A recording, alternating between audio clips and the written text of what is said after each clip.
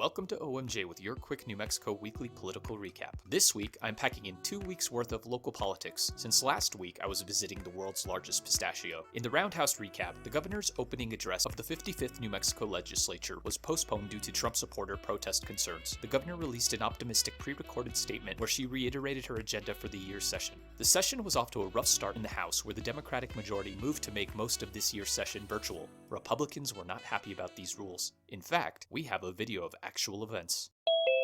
So, because COVID and stuff, let's do most things virtually. Oh, you don't want people to see a House floor with only Republicans on it, because we prefer to be there in the flesh. You're trying to fool the public. You are dangerously close to denouncing the reputation of other legislators. How am I supposed to persuade people to do what I want on a 1x1 square of computer screen? And how do we know people aren't just watching reruns of I Love Lucy at home? Oh, I don't watch I Love Lucy. I watch Star Trek Voyager. The virus isn't even airborne. You gotta be kidding me. Put on your mask, lady. I don't like it. I can't breathe. Guess we'll all just get COVID and die then. You think you can just cram these rules down our throat and that's how it's gonna be? Guess what? One of your members and 4 others just tested positive for COVID. You didn't like the rules before? Now they're gonna be even tighter.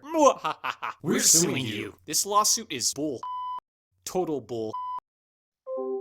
The legislature, also wanting more of a say in state of emergencies, have proposed at least 6 bills. House Bill 8 may allow restaurants and breweries to offer delivery. Several competing cannabis bills have also been introduced, and several government officials acknowledged a report naming both Albuquerque and Santa Fe as top cities to live and work as a filmmaker. In national politics, freshman Representative Harrell introduced her first piece of legislation, which would cement immigration restrictions until all national lockdowns have abated. She has also been a vocal critic of President Biden's freeze on oil and gas drilling on federal lands, and also introduced a bill to exempt New Mexico from this ban. Senator Heinrich took to the Senate floor to also address the growing pains on moving away from oil and gas, but believing it is a necessity. Our other freshman representative, Teresa Ledger Fernandez, has also introduced several bills. Representative Holland expressed approval of a sculpture by New Mexican and native artist Alan Hauser in the Oval Office. She also had a very emotional statement regarding President Biden's overturn of the ban on trans service members. Both our senators proudly revealed their committee assignments. Roll call! The Senate passed a resolution to put forward President Biden's $1.9 trillion COVID-19 relief package through the process known as budget reconciliation. Their week ended with a grueling 15-hour vote-a-rama on Republican and Democratic amendments to the resolution, even though Democrats didn't really have to with their new majority in the Senate. Perhaps a show of bipartisanship by Democrats. In the end, despite Republicans getting in many amendments, the resolution passed with 0 Republican support and the need for Kamala Harris to come down and break the tie of these unruly kids. Democrats are characterizing this as Republicans introducing mass legislation and trying to get Democrats on the record regarding several policies. Senators Heinrich and Lujan voted along party lines that included amendments to have means testing for COVID checks, maintain the U.S. Embassy in Jerusalem, canceling of border wall contracts, not increasing the number of Supreme Court justices, not blocking COVID relief to people who were convicted in relation to partaking in a riot or civil disobedience, and no to extending Trump tax breaks. Both senators raised some eyebrows when they and 5 other Democrats voted with Republicans to prohibit the EPA from banning fracking. However, they voted along party lines in support of a pause on permits to drill on federal lands, the possibility of a carbon tax, and not increasing natural gas production. They also agreed to some impeachment stuff on a separate resolution. In the House, Representative Ledger Fernandez and Holland voted to remove Representative Marjorie Taylor Greene from her House assignments due to concern with her far-right conspiracy sympathies. Representative Harrell dissented. She also dissented on the vote to amend the National Apprenticeship Act, supported by many unions, as well as by Ledger Fernandez and Holland, who voted in favor. The House also passed the budget reconciliation resolution passed in the Senate, with our representatives voting along party lines. This has been your quick recap.